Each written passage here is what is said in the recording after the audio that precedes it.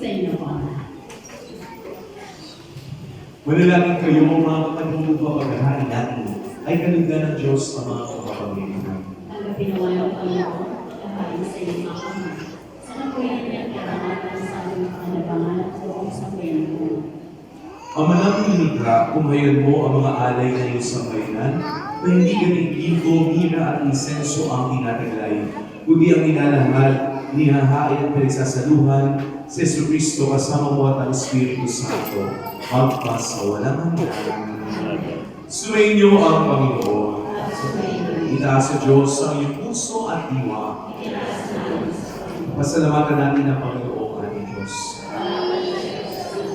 Ang naming mga pangyarihan, tuloy ng marapati kay aming pasalamatan sa mga magitan ni Jesucristo na aming Panginoon. Sa katauhan ng iyong sinubong Mesiyas na hayag sa amin ang katuparan ng iyong balak. Ngayon nga'y iyong pinakikita sa tanan ang liwanag na tumatanglaw sa katauhan sa pagkapahayag ng anak kong binigiliw na siya'y ay hindi na iba sa amin. Pinarapat mong sa pagkatao namin pagdinig ang karakitan na kadakilaan niya na hindi mapamaliw. Kaya kaisa ng mga anghel na nagsisiawin ng papuri sa iyo nang walang humpay sa kalangitan, kami nagumuli sa iyo kalangitan.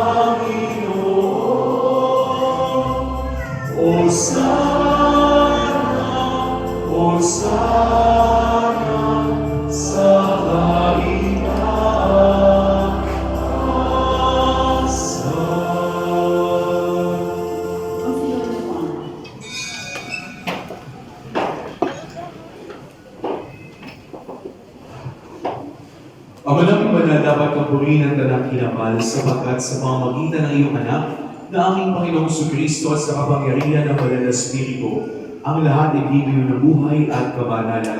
Walang samang titipo na isang bayanan upang mula sa pagsikat hanggang sa paglubog ng araw, mayroon gumalinis sa alay para sambahin ang iyong ngalan.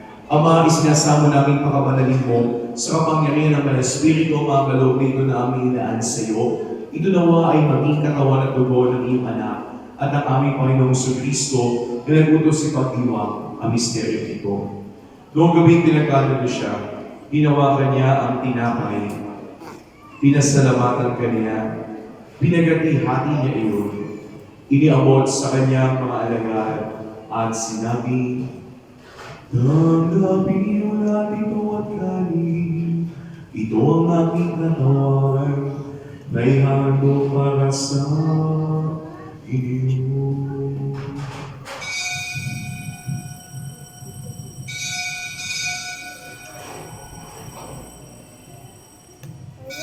Ano ibig sabihin ng dead? Yung hindi naman matapos sa kahunan, hinawakan niya ang kalis, muli kanyang pinasalamatan. Iniabot niya ang kalis sa kanyang mga alagad at sinabi, "Tanggapin niyo lahat ito at inumin. Ito ang kalis ng aking dugo, ng bago at walang hanggang tipan.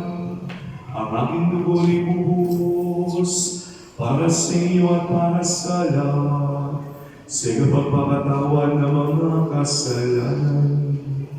Gawin niyo ito sa pag-alala sa akin."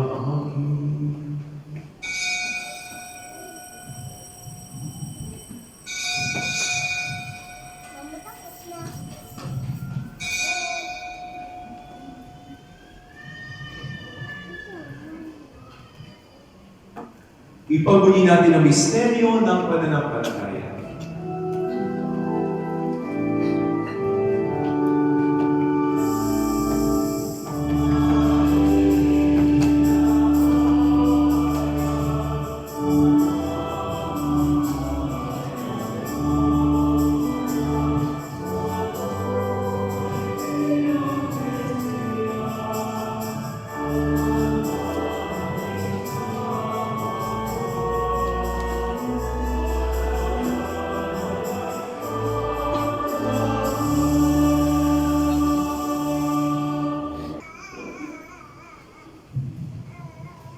Sa pamamagitan ni Kristo, kasama niya at sa Kanya, ang lahat ng parangal at papuri ay sa iyo, Diyos Ama, makapangyarihan, kasama ng Espiritu Santo, magpasawalang hanggan.